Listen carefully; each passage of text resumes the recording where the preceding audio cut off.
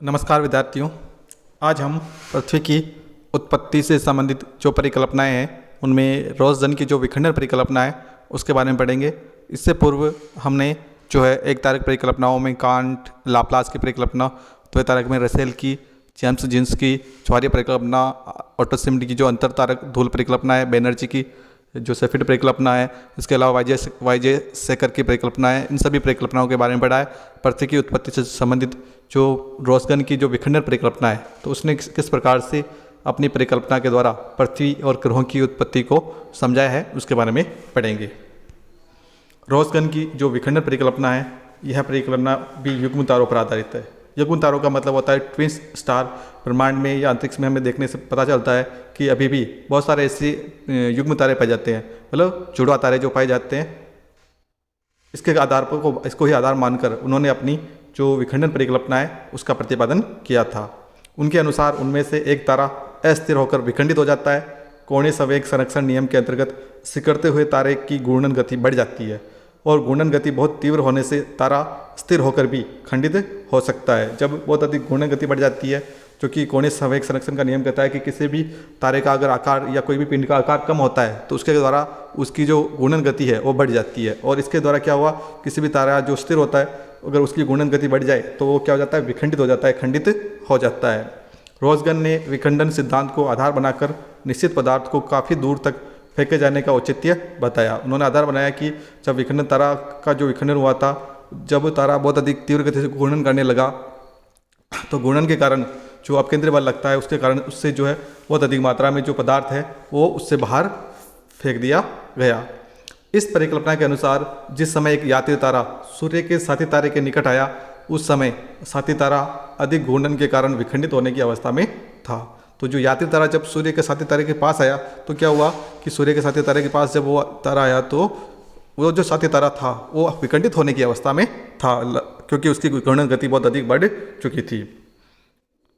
वह अपने पदार्थ पर नियंत्रण लगभग खो चुका था। अतः तीसरे तारे के गुरुत्वाकर्षण से उत्पन्न ज्वारीय पदार्थ काफ़ी दूर तक फैल गया और जैसे ही वो यात्री तारा पास में आया तो उसके द्वारा क्या हुआ, उसके गुरुत्वाकर्षण से जो साथी तारा था उसका क्या हुआ, उससे जो ज्वारीय पदार्थ है वो उससे अलग हुआ और वो काफ़ी दूर अंतरिक्ष में जो है फैल गया।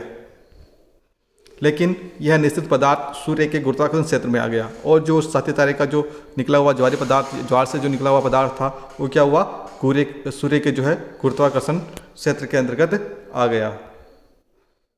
क्योंकि इतने समय में ही भ्रमणशील जो तारा था, तीसरा तारा, वो सूर्य से काफ़ी दूर जा चुका था। जिस तारे से के गुरुत्वाकर्षण से साथी तारे से ज्वारीय पदार्थ अलग हुआ था वो तारा क्या हुआ, सूर्य से जो है भ्रमण करते हुए जो है अपने अक्ष के ऊपर काफ़ी दूर जा चुका था। उनकी मान्यता थी कि निर्माण अवस्था में ग्रह तरल अवस्था में रहे होंगे और शीतल होकर यह ग्रह संकुचित होने लगे। इसके फलस्वरूप बढ़ी हुई परिभ्रमण गति के कारण उपग्रहों का निर्माण हुआ। और उन्होंने माना कि शुरुआत के अंदर जो ग्रह थे वो तरल अवस्था में थे और जब वो धीरे धीरे ठंडे हुए तो ठंडे होने के कारण उनमें संकुचन हुआ और संकुचन होने से उनकी घूर्णन गति बहुत अधिक बढ़ती गई और जब घूर्णन गति बढ़ी तो उस घूर्णन गति बढ़ने के कारण जो है उनसे जो पदार्थ अलग हुआ उनसे क्या हुआ, उससे जो है उपग्रहों का निर्माण हुआ है। अब रोज़न की जो परिकल्पना है उसकी कुछ कमियां हैं, कुछ आलोचना है, उसके बारे में भी जान लेते हैं कि उसके सिद्धांत के अंतर्गत या उसकी जो परिकल्पना थी उसमें कौन कौन सी कमियां थी। तो इसके अंतर्गत जो पहली कमी थी, इस परिकल्पना में युग्म तारे की प्रारंभिक परिभ्रमण गति को स्पष्ट नहीं किया गया कि जो युग्म तारा था उसकी परिभ्रमण गति किस प्रकार थी या इतनी अधिक परिभ्रमण गति क्यों थी। तो इन सभी कारणों को उसने स्पष्ट नहीं किया कि परिभ्रमण गति का कारण क्या था, इस सब बारे में। दूसरी जो आलोचना है, यह भी स्पष्ट नहीं किया गया कि ग्रहों के निर्माण के पश्चात तारे का अवशेष शून्य में किस प्रकार लुप्त हो गया।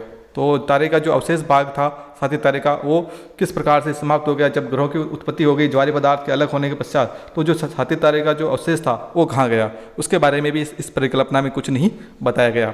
तीसरा उसकी जो कमी थी वो थी, यह भी नहीं बताया कि नवनिर्मित ग्रह खंडित तारे के गुरुत्वाकर्षण के प्रभाव से किस प्रकार मुक्त होकर सूर्य की परिक्रमा करने लगे। तीसरा ये था कि साथी तारे से जो ज्वारीय पदार्थ अलग हुआ था उसके अलग होने से जो है ग्रहों की उत्पत्ति हुई है और ये जो ग्रह हैं वो किस प्रकार से या जो पदार्थ था वो किस प्रभाव से जो है सूर्य की चारों ओर परिक्रमा करने लगा। तो इसके बारे में भी उन्होंने विस्तृत रूप से नहीं बताया था। इसके अलावा चौथी जो मुख्य कमी थी वो थी ब्रह्मांड में तारों के विस्तार से स्पष्ट होता है कि प्रत्येक तारा एक दूसरे से काफ़ी दूर स्थित है।